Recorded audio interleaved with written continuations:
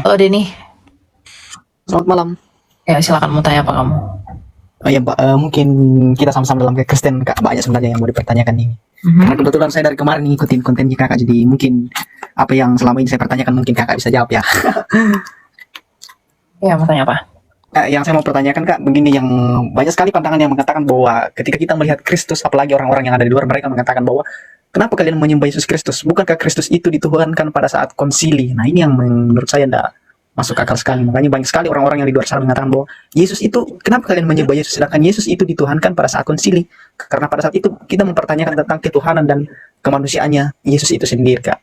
Itu saja, Kak. Pada waktu konsili itu ada di tahun berapa?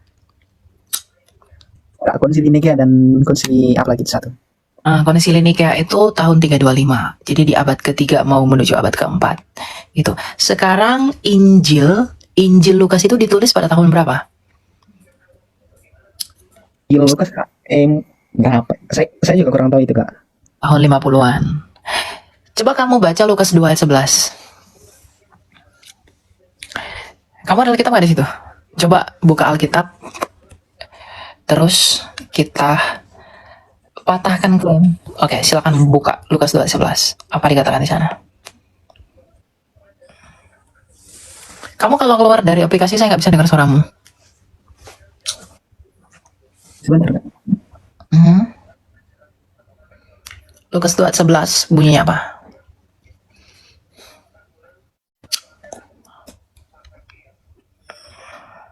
Kak, nggak ada Alkitab di sini. Oke. Di dalam Lukas 2 ayat 11 dikatakan hari ini telah lahir bagimu Kristus Tuhan di kota Daud. Thomas ketika melihat Yesus dia berkata engkaulah Tuhan dan Allahku. Dan Tuhan Yesus tidak menolak penyembahan itu. Jadi yang mengatakan bahwa Yesus itu dituhankan pada konsili Nisea itu benar atau enggak? Padahal ketika Injil itu ditulis dia sudah disebut sebagai Tuhan. Bahkan ketika Thomas itu melihat Yesus dia mengatakan Yesus adalah Tuhan dan Allahnya dia.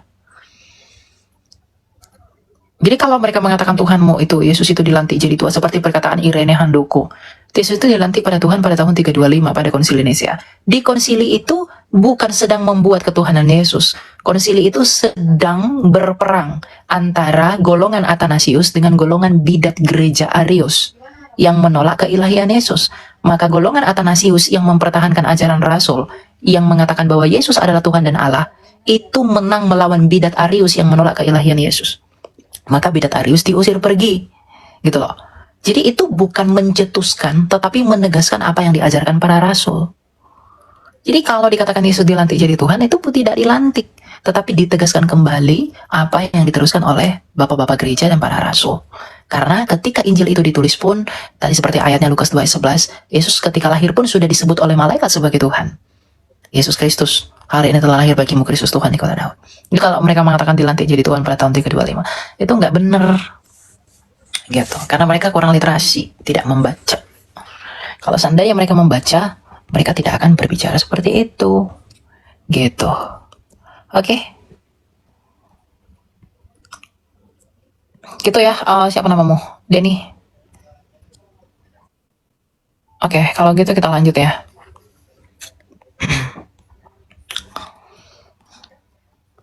Gitu. Jadi nggak ada Yesus itu dilantik jadi Tuhan tahun 325. Dilantik jadi Tuhan.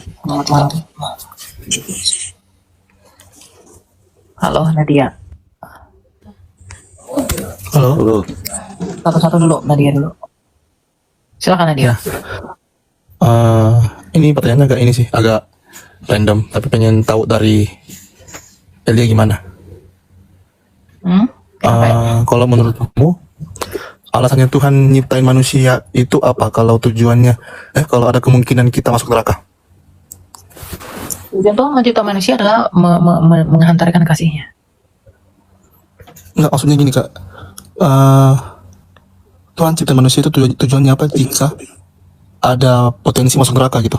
Kalau nggak ngikutin ajarannya. Untuk menghantarkan kasihnya dan menyatakan kasihnya, karena Allah adalah kasih. Dia menciptakan kita karena dia mengasihi. Kasihnya Allah itu bukan sesuatu yang berwujud bisa diraba, bukan. Kasihnya Allah itu relasi. Maka dia menciptakan manusia sebagai tanda bahwa di dalam dia ada kasih. yang berelasi itu. Makanya kita dicipta menurut gambaran rupanya dia. Dan manusia itu dicipta itu untuk tujuan yang kekal. Jadi kalau kamu mengatakan bahwa kenapa Tuhan menciptakan manusia, sedangkan dia tahu bahwa manusia itu akan akan jatuh dalam dosa. Yang menyebabkan manusia itu mati di dalam dosa, itu adalah karena mereka menolak untuk menerima pertolongan Tuhan. Tuhan tahu bahwa ada bahaya di depan sana, tetapi Tuhan sediakan bahtera. Tuhan sediakan penolong, yaitu Mesias yang dia janjikan. Makanya ketika manusia itu berdosa, pada saat yang sama, Tuhan menjanjikan Mesias sebagai manusia, sebagai obat dan penawar dari kesalahan itu. Jadi bukan Tuhan yang buat orang ke neraka, tapi manusia itu yang memilih untuk ke neraka. Karena Allah itu kudus, dia tidak mungkin membuat orang pergi ke neraka. Gitu. Makanya dalam Yohanes 3 ayat 16, kenapa Kristus Yesus itu diberikan bagi dunia? Karena kasihnya. Kalau dia memulihkan dunia karena kasihnya, berarti dia mencipta dunia ini juga karena kasihnya. Dan dia juga menutup dunia ini juga dengan kasihnya. Karena Allah itu kasih. Orang masuk neraka, orang-orang akan binasa, itu bukan menjadi bukti bahwa Allah itu tidak mengasihi. Tetapi itu menjadi bukti bahwa manusialah yang tidak mengasihi dia, dengan menolak pertolongannya. Enggak sih, soalnya kan kayak pernah mikir aja. Kita kan ini manusia kan nggak bisa lepas dari dosa nih. Kita bisa buat salah kapan aja. Kita bisa bikin dosa kapan aja. Pernah sempat mikir, kan sebelum gua lahir nih, kan aman-aman aja nih. Gua nggak tahu neraka, gua nggak tahu surga, gua nggak tahu dosa, gua nggak tahu semuanya. Kenapa? Kan gua nggak minta dilahirin juga. Kenapa pas gua dilahir? Yang pengen kamu dilahirkan Tuhan atau orang tuamu? Yang pengen kamu ada itu Tuhan atau orang tuamu? Orang tua atas izin Tuhan. Berarti kamu ada karena keinginan Tuhan atau karena keinginan orang tuamu? Keinginan orang tua, tapi Lalu atas izin Tuhan. Lalu kenapa kamu menyalahkan Tuhan? Nggak menyalahkan Tuhan, cuman kayak berpikir aja kenapa kayak kita dibuat ada, tapi kita punya peluang untuk dimasukkan neraka gitu loh. Kenapa kamu dibuat ada tapi punya peluang masuk neraka? Kamu ada kan bukan karena Tuhan yang paksa kamu ada. Emang Tuhan itu membuat manusia Adam dan Hawa itu sejak semula ada itu untuk berdosa? Apakah dia menempatkan kejahatan itu sedemikian rupa sehingga mereka menjadi berdosa? Kan tidak. Dan manusia pun tidak pernah dicipta seperti robot. Saya tidak tahu apa-apa nih, lalu saya dilahirkan. Yang pengen kamu dilahirkan itu kan orang tuamu. Harusnya orang tuamu yang bertanggung jawab mengenai bagaimananya kamu.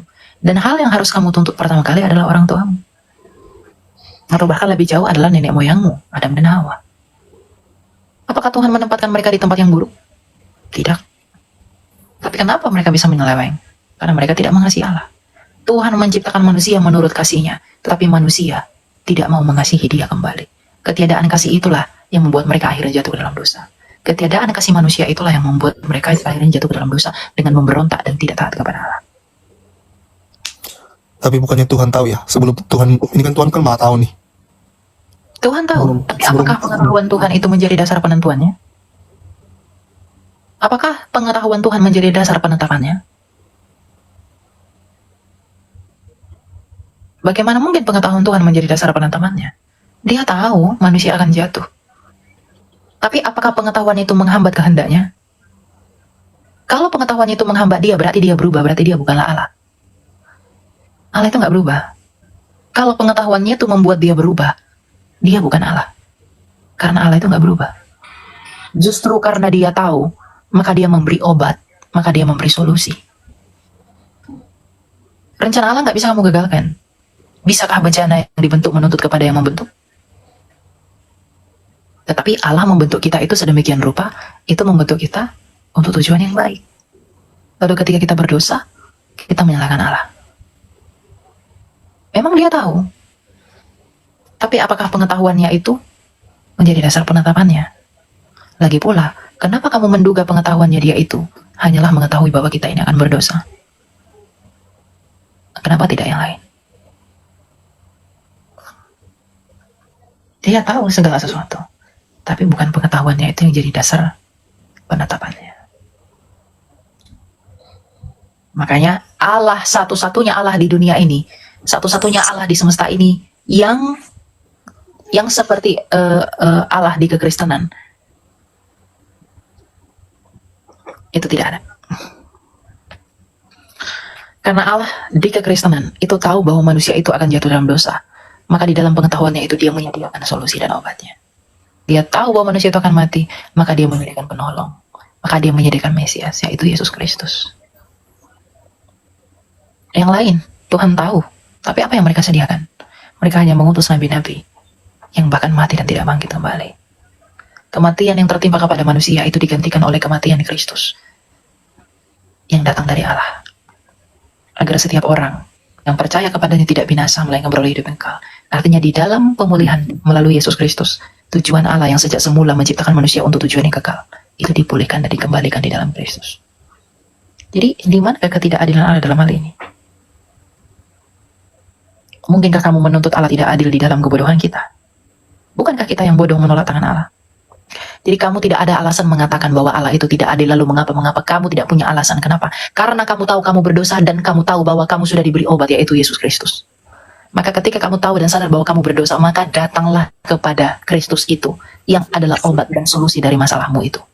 Dia tidak hanya tahu ada masalah tapi tidak menyediakan solusi.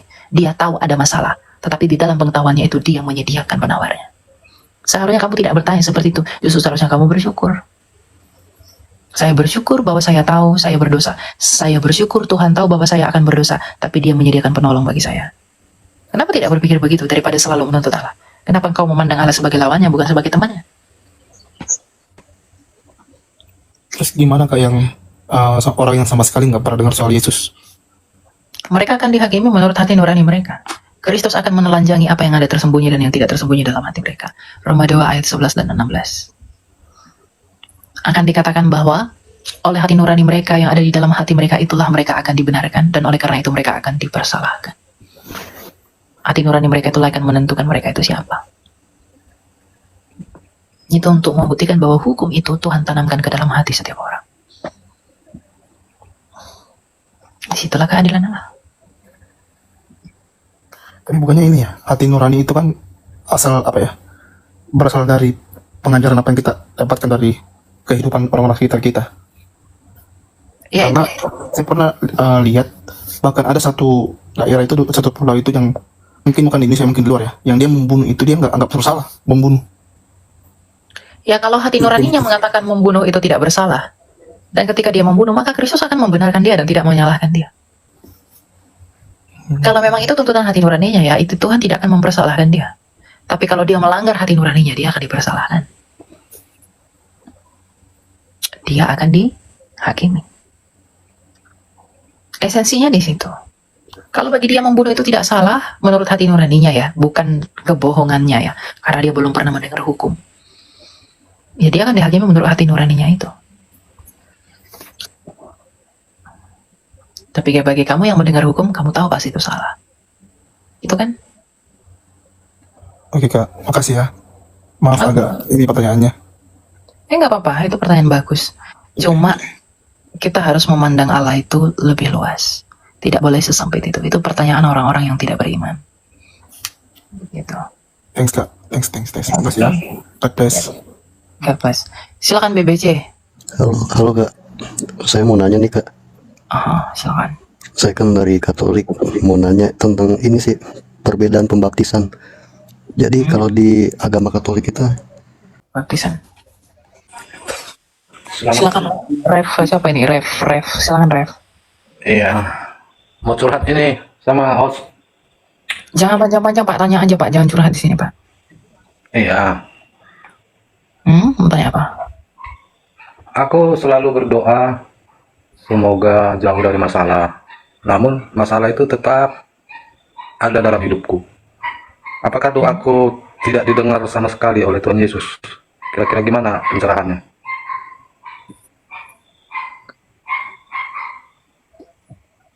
Sejak semula, manusia ketika berdosa adalah tempatnya mengeluh. Jadi kalau Bapa berdoa bahwa Anda harus lepas dari masalah, Anda sedang bermimpi selama Anda masih di dunia ini. Yesus aja yang punya semesta, ketika dia datang ke dunia ini, dia memiliki banyak masalah dari orang-orang sekitarnya. Lalu siapakah kita orang berdosa ini mengharap kita tidak punya masalah, sedangkan masalah, penderitaan, dan segala macam itu adalah upahnya dosa. Tapi kan banyak juga orang mengatakan kekuatan doa itu Ya, tapi besar. doamu salah. Sungguh. Itu salah. Kamu tidak bisa minta doa lepas dari masalah selama kamu di dunia ini. Masalah itulah yang mendewasakanmu. Pencobaan itulah yang akan mengujimu. Bagaimana mungkin kamu bisa berharap di dunia yang penuh dosa ini kamu tidak punya masalah? Kita tidak punya masalah ketika kita sudah di langit bumi baru di mana dosa tidak ada. Kalau kamu masih di dunia yang berdosa ini, apa yang kamu harapkan dari dosa? Apa yang kamu mimpikan dari dosa? Jadi kalau begitu bentuk pengampunan itu kira-kira gimana gambarannya?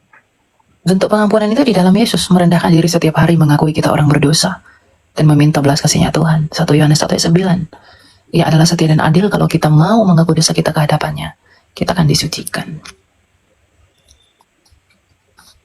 Jadi pertobatan itu setiap hari. Nggak bisa sekali 2 kali. Gitu ya. Iya, kadang setiap malam seperti malam begini lah kan. Ya kadang kita selalu berseru nama Yesus, bantu aku Tuhan, bantu aku Tuhan, tarik. Sebenarnya lebih kepada kesadaran aja sih Pak. Bayangkanlah para rasul yang dekat dengan Yesus. Mereka mati-matian demi Yesus. Rasul Paulus menginjili Yesus luar biasa. Tapi bagaimana akhir hidup mereka semua? Mengenaskan kan? Dapat masalah nggak mereka? Masalahnya banyak kan? Lalu kita ini siapa yang nggak berbuat apa-apa bagi Tuhan? Lalu kita mengharapkan kita lepas dari masalah. Jangan jadi orang Kristen yang tidak tahu terima kasih. Rasul aja yang dekat dengan Yesus, hidup bersama Yesus, penuh dengan masalah. Lalu kita yang tidak berbuat apa-apa seperti para rasul mengharapkan kita bebas dari masalah. Apa Saran, yang kita lakukan? ada saran, Mas? Saran apa Pak? Ya kira-kira mungkin saran yang bisa kita terima lah. Untuk Sarannya hanya satu, rendahkanlah dirimu. Mau kamu punya masalah, mau kamu nggak punya masalah. Tuhan mengizinkan masalah dalam hidup kita. Itu untuk mendewasakan dan menguji kita. Kita itu siapa? Apakah kita tahan uji atau enggak? Justru kalau kita mendapat masalah, kita harus berbahagia. Karena di dalam masalah itulah iman kita diuji dan dimurnikan. Apakah kita masih tetap punya pengharapan atau tidak di dalam iman? Karena iman adalah sumber pengharapan. Dasar dari pengharapan itu adalah iman. Jadi justru ketika kita punya masalah, kita harus berbahagia di dalam Yesus. Itulah alat dan instrumen yang diizinkan oleh Allah untuk menguji apakah kita murni atau tidak. Bukankah besi dapat mengatakan aku mendapat masalah ketika api membakar dia? Tapi di dalam pembakaran itulah dia dimurnikan menjadi lebih murni.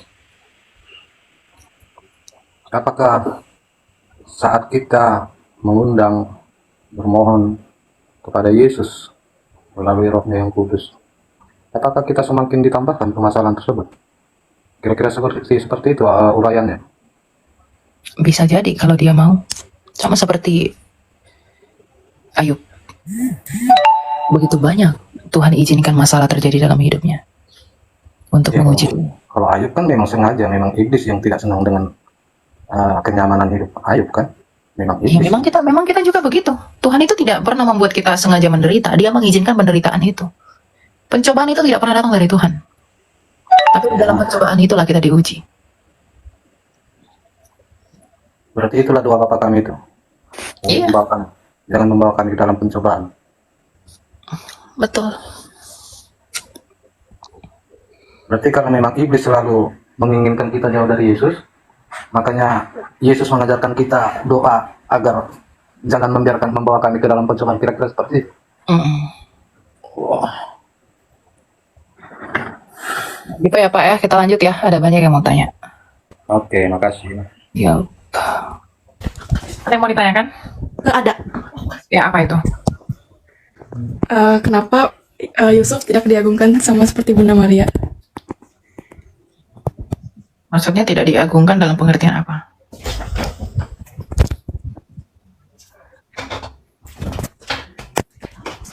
Tidak diagungkan dalam pengertian apa? Kan kalau di Katolik itu kan Bunda Maria itu sangat diagungkan. Tapi kenapa Yusuf tidak? Kenapa Yusuf tidak? Kenapa Bunda Maria diagungkan? Saya tidak tahu ya pandangan Katolik bagaimana karena saya bukan Katolik. Tapi menurut saya, kenapa Bunda Maria begitu dihormati? Karena Bunda Maria adalah tabut perjanjian baru itu, yang mengandung Sang Mesias itu. yang mengandung manusia Allah, Yesus Kristus. Di dalam dialah Allah itu berinkarnasi. Di dalam rahim Bunda Maria itulah Allah itu berinkarnasi. Jadi dia begitu dihormati karena dia memang begitu terpilih dari banyaknya wanita. Kemudian dia begitu mendapat besar kasih karunia Allah. Oke, Kak. Makasih. Ya. Dan Bunda Maria itu adalah Hawa yang kedua. Karena dialah perempuan yang menggenapi janji Allah kepada Adam dan Hawa. Yang daripadanya anak laki-laki itu akan lahir. Gitu. Silakan panggil. Selamat malam, Kak. Ya, malam. Ada pertanyaan, cuma kan udah lama sih sebelumnya ikut katekisasi selama 3 bulan. Cuma nggak dilanjutin gitu, karena ada satu pertanyaan yang kayak nggak ada jawaban gitu, Kak. Kan aku nanya ke pendeta kemarin tuh, iblis itu berasal dari mana? Cuma dia bilang jawabannya gini, nanti ya kita jawab karena itu perlu kajian panjang katanya. Apa sih?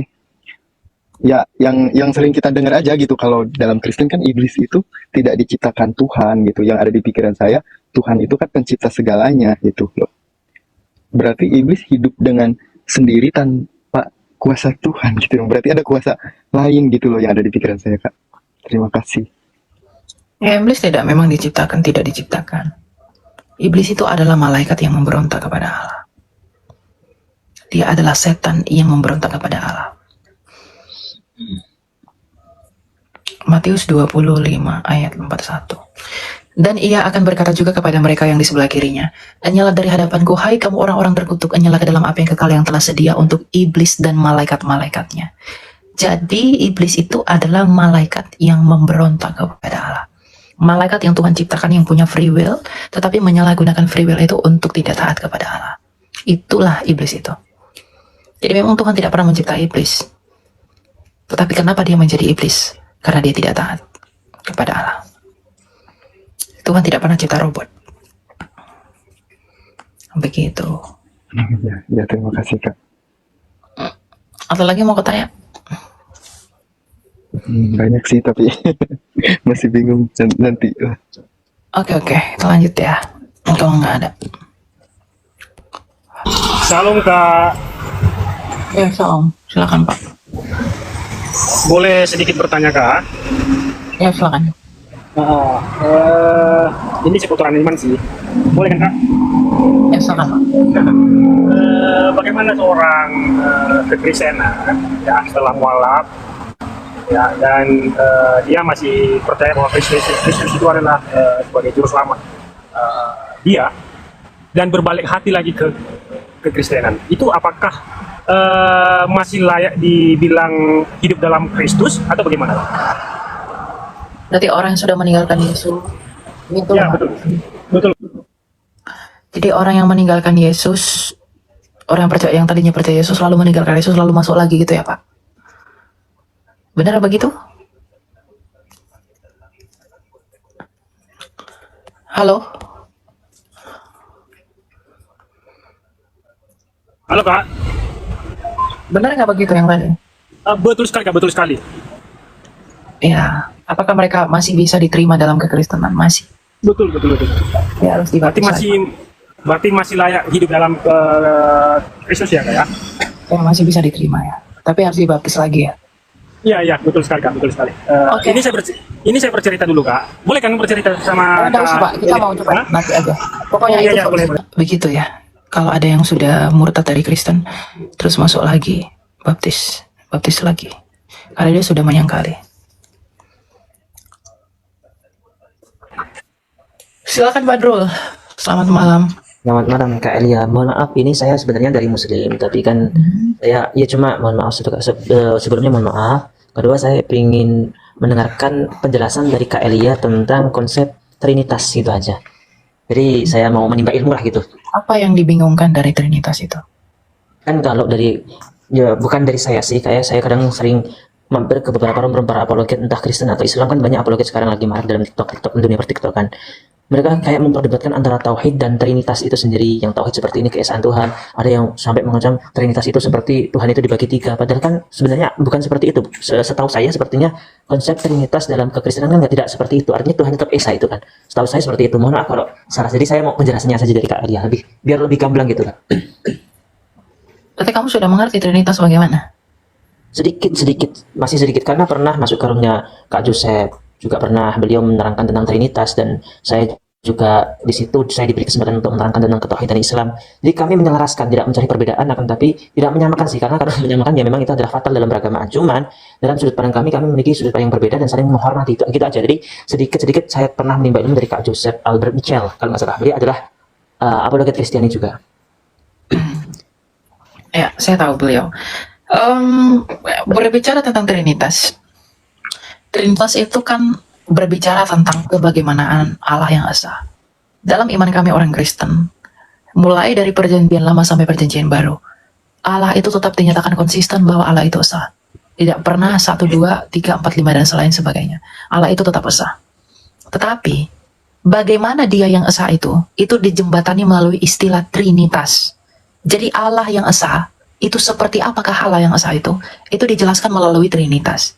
Nah, dalam iman kami 1 Korintus 4:6 dikatakan, bagi kami hanya ada satu Allah saja, yaitu Bapa. Kenapa disebut Bapa? Karena dialah sang sumber segala sesuatu. Nah, di dalam diri sang Bapa ini, dia memiliki firman, yang oleh firman itu segala sesuatu dijadikan olehnya, Yohanes 1 ayat 3. Di mana sang Bapa melakukan kehendaknya melalui firman-Nya. Lalu selain memiliki firman, dia juga memiliki roh, yang oleh roh itu dia menghidupi segala sesuatu. Ayub 33 ayat 4. Jadi Allah sang Bapa, firman-Nya sendiri, dan rohnya sendiri, itulah Trinitas. Firman ini kemudian disebut anak. Kenapa disebut anak? Karena firman ini terkandung di dalam Bapa. Ketika firman ini keluar dari Bapa, maka dikatakan diperanakkan, dilahirkan dari sang Bapa. Diperanakkan, keluar dari Bapa. Ketika firman itu keluar dari Bapa, maka dia disebut anak, diperanakkan. Ya, jadi Trinitas itu tidak berbicara tentang berapa jumlah Tuhan, tapi Trinitas itu berbicara tentang bagaimana Allah kami yang satu itu. Bahwa Allah kami yang satu itu adalah sang Bapa bersama firman dan rohnya. Dan di luar Trinitas, Allah itu tidak mungkin hidup. Karena Allah yang hidup itu pastilah, haruslah Allah Trinitas. Karena dia dikatakan hidup. Karena dia aktif mencipta dengan firman yang di dalam dia. Dan dia hidup dengan roh yang di dalam dia. Kalau dia hanya satu, tanpa firman dan tanpa roh, dia adalah Allah yang mati. Tapi karena Allah kami hidup, artinya dia aktif dan dia juga hidup. Jadi sebenarnya mau tidak mau, Allah yang hidup itu haruslah Allah Trinitas. Ya, Anda mau mengatakan istilah yang lain pun silakan, tetapi nafasnya tetap seperti Trinitas. Kamu dikatakan hidup karena kamu punya roh, dan kamu punya pikiran atau firmanmu. Kalau kamu tanpa pikiran firmanmu, kamu tidak bisa berbuat apapun, dan kamu tanpa rohmu, apakah kamu bisa dikatakan hidup? Allah itu pun begitu. Dia hidup karena dia punya firman, pikiran, ide di dalam dia, logos. Dan dia hidup karena dia punya roh, yang adalah nafasnya yang menyelami keseluruhan Allah itu. Rohnya Allah itulah yang menyelami siapa Allah itu. Dan itulah nafasnya. Jadi bagaimanapun Allah itu harus Trinitas, tidak boleh tidak Trinitas. Ya, saya tidak tahu kamu bilang tauhid di imanmu apa segala macam, itu urusanmu. Tapi kalau mengklaim bahwa Allah itu hidup, mau tidak mau Allah itu harus dengan firman dan dengan roh. Kalau dia tanpa firman, tanpa roh, mungkinkah dia hidup? Kalaupun dia dikatakan hidup tapi tanpa firman dan roh, apa penjelasannya untuk itu? Tidak ada. Gitu. Terima kasih sekali atas ilmunya Kak Elia. Jadi di sini ya hampir ya mungkin bisa dikatakan sama dengan yang dijelaskan oleh Kak Joseph, tapi beliau seperti kan beliau kan ngakunya sebagai murtadin, sehingga beliau sangat begitu luas memahami tentang keislaman. Beliau juga pernah menyinggung tentang dari Islam itu ada sifat yang namanya pengejawantahan Tuhan, yang dimana beberapa ormas Islam banyak yang meyakini itu, ada sebagian tidak sepakat untuk meyakini itu. Dari dalam Islam itu kami tidak memungkiri memang banyak perbedaan pendapat atau perpecahan belah. Bahkan dalam konsep ketuhanan pun di dalam ranah kami pun ada yang mengakui adanya Nur Muhammad. Nur Muhammad itu adalah tajalli Nur Allah atau cahaya Tuhan, yang mana pengejawantahan Tuhan itu mewujud sebagai eksistensinya itu Nur Muhammad itu sendiri, yang nantinya akan melahirkan seluruh cakrawala semesta alam seperti ini. Dan disitulah konsep bagaimana Tuhan tidak menjelma, juga tidak menjadi, akan tapi Tuhan itu tajalli. Bahasa Islam itu tajalli. Tajalli itu seperti menampakkan secara visualisasi, tapi itu bukan bentuk ketuhanan. Dan itu Kak Joseph seperti memiripkan. Jadi saya seperti, oh apa ya, seperti itu ya ternyata. Terus saya menerangkan tentang konsep pengejauhan Tuhan, akan tapi memang dalam Islam konsep-konsep seperti ini, dalam ranah seperti ini tidak dikaji dalam hal umum Kak Alia. Jadi di sini kalau dalam kamus-kamus para Islam, kami ada taraf seperti At-Thariqah Hakikat Ma'rifat seperti itu kan. Kalau dalam tatanan syariat ini atau orang awam, kalau dikajikan seperti ini, pernah dulu ada beberapa ulama Nusantara yang dulu pernah mengkaji ini di depan forum umum, sehingga banyak sekali beberapa murid yang belum mampu untuk memahaminya, sehingga mereka malah mengakui bahwa dirinya adalah Tuhan, padahal bukan. Antara pengawajan Tuhan dengan zatiyah Tuhan sendiri itu berbeda. Dia seolah-olah mengaku bahwa dia adalah firman Tuhan dan dia adalah Tuhan. Ini adalah kesalahpahaman, sehingga berangkat dari beberapa hal seperti itu, banyak orang-orang yang belum mampu untuk memahami itu, bahkan sudah terburu-buru untuk menginginkan pengetahuan seperti itu, sehingga ulama-ulama akhir zaman ini banyak sekali yang menyembunyikan atau bahkan mengkhususkan beberapa orang saja yang mampu untuk mempelajari hal seperti itu dalam Islam. Memang kita itu tidak ada, yang ada adalah eksistensi ketuhanan kita, yaitu Allah atau siapapun inisial Tuhan. Yang jelas itulah yang Maha Esa, Sang Kausa Prima Alfa Omega, itulah Tuhan, seperti itu mungkin. Dan itu kami sangat hangat berbincang dengan Kak Joseph. Sama sekali kami tidak akan berani untuk menyamakan antara, karena agama memiliki keyakinan masing-masing. Cuma kami seperti saling menghargai arahnya. Kak Joseph juga suka dengan, katanya suka dengan sudut pandang cara saya dalam pengertian Tuhan. Artinya katanya beliau mencari Islam yang kebanyakan Islam itu kolot-kolot yang kayak gini. Terus kalau saya pribadi mungkin ada beberapa teman-teman Islam juga yang nggak suka dengan saya karena katanya kok nggak dilawan sih perdebatannya. Terus saya di sini, saya bukan pendebat, saya di sini mau diskusi aja, mau dengan kebaikan, tidak akan mencari kekurangan atau kesalahan orang lain. Cuma menimba ilmu, saling menimba ilmu, itu saja saya di situ. Dan di situ memang saya menemukan keluar biasaan, banyak ilmu juga dari Kak Joseph. Malam ini juga dari Kak Dia, saya terima kasih atas penjelasannya dan saya menambah wawasan. Alhamdulillah, terima kasih. Pokoknya terima kasih. Oke, ya. Jadi orang yang selalu menyalahpahami Trinitas. Tapi saya akan, mungkin beberapa orang mengatakan terlalu berani, tapi bagaimanapun saya harus dengan berani mengatakan bahwa bagaimanapun Allah itu harus Trinitas. Mau Anda menyebutnya dengan istilah lain, tapi nafasnya harus dengan Trinitas. Karena, bagaimana kamu mengatakan dia hidup kalau bukan dengan rohnya? Dan bagaimana mungkin kamu tahu dia Allah kalau bukan oleh karena firman-Nya? Apa yang di dalam dia yang berhak dan bisa menyatakan dia, itu adalah seesensi dengan dia. Apakah itu kalau bukan firman dan roh? Kan, kadang mereka bertanya, ada yang bertanya, apa yang di dalam Allah pastilah Allah. Berarti kalau ingusmu keluar dari kamu, apakah ingus saya itu bisa menyatakan saya? Tapi firman saya dan roh saya bisa menyatakan siapa saya. Gitu. Jadi ya, itulah kenapa bahwa Allah itu memang harus Trinity. Ya tanpa maksud lain ya, gitu ya. Oke.